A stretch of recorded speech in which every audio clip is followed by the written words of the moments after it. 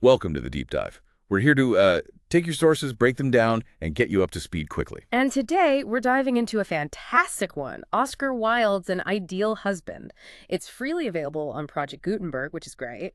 It really is. Our plan today is to explore the brilliant wit, sure, but also dig into the deeper stuff, the ideas about, well, ambition, secrets, morality, marriage, all set in that dazzling high society Victorian London. Exactly. And Wilde just throws us right in, doesn't he? He does. We land smack in the middle of a party at Sir Robert Chiltern's house in Grosvenor Square. He's this big political figure, seems perfect. Yeah, the source describes it as brilliantly lighted, full of guests, very posh, Boucher tapestries, Louis XVI sofas, the whole 9 yards. Sets the stage perfectly for this world of appearances. And the first people we meet, Mrs. Marchmont and Lady Basildon, they just nail that vibe. Oh, totally. Wilde calls them types of exquisite fragility. Their dialogue is just dripping with this affected boredom. Parties are tedious. Being educated is practically commercial. It's hilarious, but also sharp commentary, right? On how detached and frankly trivial some of that world could be. Absolutely. And then you have Lord Caversham wandering around, worrying about his son, Lord Goring, calling him a good for nothing. Adds a bit of a practical grounding, maybe. Or just other type of societal pressure. And we meet Mabel Chiltern, Sir Robert's sister. She's got some great lines. She does. Especially about Lord Goring putting him in a class quite by himself. She's witty, but seems more alive somehow than the others. A nice contrast. But then, the mood shifts. Big time. Enter Mrs. Cheveley. Lady Markby brings her in, all oblivious charm. And Mrs. Cheveley. Wow. The description is so striking. That line of scarlet on a pallid face, the Venetian red hair, those restless eyes. Wilde definitely wants you to notice her. She's trouble. You feel it immediately. And her first chat with Lady Chiltern. It's instant tension. Sewell days. Right. Lady Chiltern, the good girl, always got the good conduct prize. And Mrs. Cheveley's comeback. Yeah. That her prizes weren't for good conduct. Ouch. Yeah, and that line about women being punished for being charming. It tells you she operates by a completely different, much more cynical set of rules. She absolutely does. Then we get a closer look at Sir Robert himself. He's got perfect distinction, but also a tired look. And that fascinating contrast, Wilde points out the firm chin suggesting resolve, but the romantic expression in his eyes, hinting at some kind of internal split. Like passion and intellect aren't quite connected. It suggests there's something hidden beneath that perfect political exterior. Definitely. And Mrs. Cheveley, even before the main plot kicks off, she's throwing out these philosophical zingers. Optimism, pessimism, just poses. Right. And psychology can't figure out women because they're irrational. Science has no future because it can't handle the irrational. It's quite a worldview. And her reason for liking politics over philanthropy, because it's more becoming. It's all about style and advantage for her. Pure cynicism, which, well, leads us right into the main event, doesn't it? It absolutely does. She hasn't just dropped by for champagne and witty banter. No. Turns out she's there on business. Very dirty business. Yep. She wants Sir Robert to publicly back this dodgy Argentine canal scheme. Why? Because she's invested very largely in it. And Sir Robert. He knows it's crooked. He calls it a commonplace stock exchange swindle, a second Panama. He's actually got the official report saying it's bad news. But Mrs. Cheveley, she's got the ultimate trump card. A letter. The letter from his past. Exactly. From when he was young, working as a secretary. He wrote to this figure, Baron Arnheim. And sold a huge government secret, right? About the Suez Canal shares. Precisely. Tipped off the Baron 3 days before the official announcement. Which made the Baron an absolute fortune. And Sir Robert. He wasn't just doing a favor. Oh, no. He got paid. Handsomely. £110,000. A massive sum back then. That's the secret. That's the foundation of his fortune and career. So Mrs. Cheveley's deal is simple. Support my dodgy scheme, kill your negative report. And I'll sell you back the letter that could destroy you. Blackmail, pure and simple. And her justification is just peak Wildean cynicism. Everyone has a price. This whole mania for morality just makes powerful people easier targets. She actually says scandals used to add charm, now they just crush people. And his splendid position makes him so vulnerable. It's chillingly pragmatic. She sees his public virtue as the very thing that makes him weak to her attack. So Robert is furious, calls it infamous. But you can see the fear, can't you? The terror of exposure, the mud and mire of the press he mentions. He knows what's at stake. And it gets worse almost immediately, because Lady Chiltern finds out.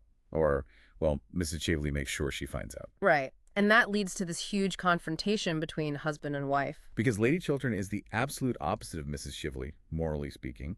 She remembers her from school. Oh yeah, remembers her as untruthful, dishonest, and evil influence. Says she stole things, got kicked out for being a thief. And Lady Chiltern's whole philosophy is built on this rigid idea. One's past is what one is. It is the only way by which people should be judged. An impossibly high standard, really. Which makes the impact devastating.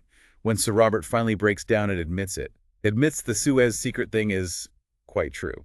You just feel her world crumble. She feels soiled. His image is now a horrible painted mask, the core betrayal for her. He sold himself for money. Her reaction is instant, no compromise. He has to write a letter to Mrs. Cheveley immediately, retract everything, refuse the deal. And he does it, crushed by her reaction, terrified. He writes the letter, which of course is exactly what Mrs. Cheveley doesn't want. Sets up the next act perfectly. So let's unpack why he did it in the first place. He talks to Lord Goring about it. Right, and we learn about this Baron Arnheim character and his influence. Sir Robert says the Baron preached this terrible philosophy of power. The idea that wealth is everything because wealth is power.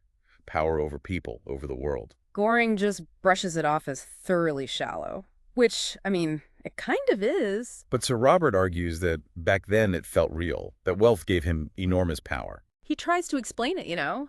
He was young, ambitious, couldn't wait for success the slow way. He felt like he had to fight the world on its own terms. And he says something really interesting, almost twisted, that it takes strength and courage to give in to huge temptations like that, to risk everything on one moment. It's a wild rationalization, isn't it? Trying to frame a moral failing as some kind of bold act shows how ambition can warp things. But Goring brings him back to earth. He points out the real victim of that choice. Yeah, he says, accept yourself, Robert.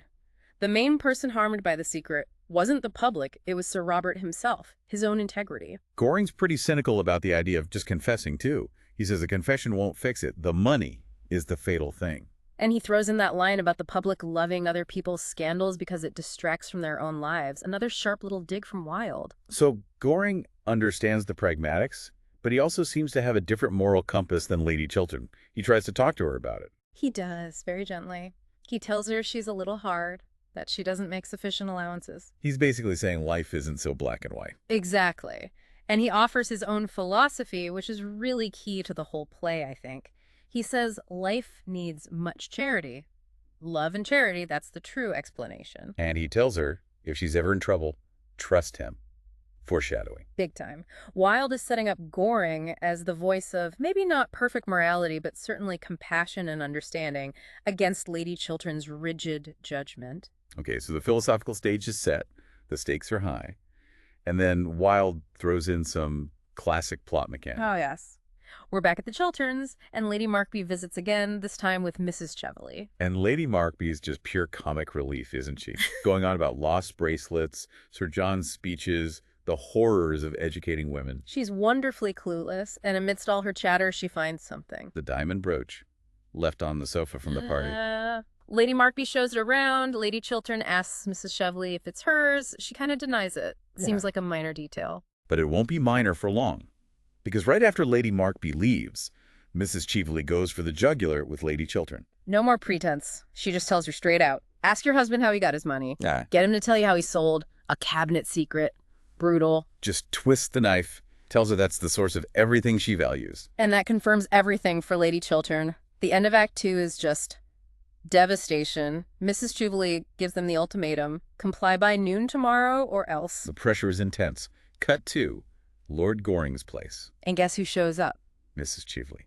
Now, Goring was expecting a lady, he told his butler Phipps, but probably not her. Right. She's there because she thinks Goring might have gotten that incriminating letter back from Sir Robert. And she tries to deal with Goring, even offers to sell him the letter, maybe even marry him. It's incredible audacity. It really is. But Goring, he's smarter than she thinks. He refuses her deal, and then he turns the tables completely. He reveals he knows her secret. Bam. That diamond brooch wasn't just lost. He knows she stole it years ago from his cousin, Lady Berkshire. So the blackmail plot point becomes the key to stopping the blackmailer. Genius. Pure Wilde. There's this physical struggle. She's trying to hide it, maybe get it off. But Goring knows how it works. Knows the secret spring. He physically takes the brooch off her arm. Checkmate. For now, anyway. Her exit is amazing, though. Wilde describes her face lit with evil triumph, joy in her eyes, like she's already plotting her next move. She's defeated on the brooch, but not entirely broken. That swift arrow glance as she leaves. Chilling. Okay, Act 4. We're heading towards the resolution back at Sir Robert's. And Lord Caversham is still there, nagging Goring about getting married. To Mabel. Some things never change. But we get that lovely, witty scene between Goring and Mabel. She admits she adores him. And tells everyone in London it's very charming. A bit of light before the final hurdles. So Goring meets with Lady Chiltern, tells her the good news. He's destroyed the letter. The blackmail threat is officially over. Phew. But the moral fallout isn't gone. Lady Chiltern, initially, still insists Sir Robert must retire. His past means he can't continue in public life. One's past is what one is, still echoing. But Sir Robert, giving up his career, his ambition, he says, power is his passion. It would kill him. And right at this moment of crisis, guess who arrives with news? Lord Caversham again. But this time, it's huge. The Prime Minister is stepping down. And Sir Robert is being offered a major cabinet post. Maybe even the top job itself. The ultimate test of his ambition versus his wife's principles. What timing. Sir Robert looks at his wife and makes the decision. He tells Caversham he has to decline. He'll retire. It seems like Lady Chiltern's idealism has won, but then Goring steps in. The voice of pragmatism and charity returns. He makes this powerful case to Lady Chiltern. Yeah, he argues against destroying her husband's life and career over this past mistake. Yeah. He brings up the charity point again, that it's a woman's strength, forgiveness, not judgment. And he argues that a man's life involves larger issues, bigger ambitions.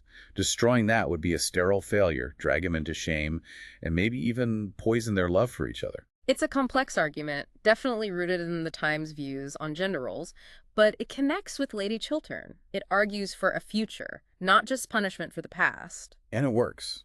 She has this change of heart. She sees Sir Robert has written the letter, declining the position, and she tears it up. A huge moment. Love, forgiveness, and maybe a dose of realism win out over absolute principle. Okay, home stretch now, surely. Almost. One last twist. Goring, finally, asks Sir Robert permission to marry Mabel. And Sir Robert says, no. What? Why? Because Sir Robert saw Mrs. Cheveley leaving Goring's rooms late that night. He assumes the worst, that Goring and Mrs. Cheveley were involved. The blackmailer got one last shot in after all. The anonymous letter must have worked, but Lady Chiltern saves the day. Yes, she explains everything. She was the woman Goring was expecting. She wrote him a note asking for help after the big fight with Robert, but she never actually went over there. And Mrs. Cheveley must have found that note while she was waiting for Goring, stolen it, and sent it to Sir Robert to create exactly this suspicion. Diabolical. Sir Robert is horrified. He doubted his wife. Relieved the misunderstanding is cleared up. And so finally, Goring gets permission to marry Mabel. Leading to Mabel's fantastic final line about not wanting an ideal husband. She wants a real wife. And even Lord Caversham has to admit there's common sense in that. Perfect. And the play ends with Sir Robert and Lady Chiltern reconciled, looking towards a new life together. So quite a journey through Wilde's world. The sparkling wit is there, definitely, but underneath it's this complex drama about secrets, ambition, judgment, forgiveness. Yeah, that constant tension between how things look on the surface, the perfect marriage, the ideal politician, and the messy reality underneath. It explores morality, but not in a simple way.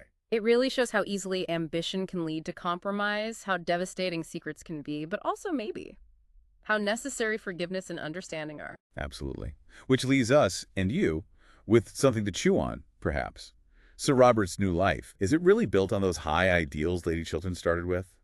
Or is it founded on something more pragmatic? An acceptance that maybe ideal isn't possible, or even the point? What does an ideal husband, or Mabel's real wife, actually mean after everything they've been through? Is imperfection just part of the deal? Wilde doesn't give an easy answer. Definitely something to think about. Thanks for joining us for this deep dive into an ideal husband.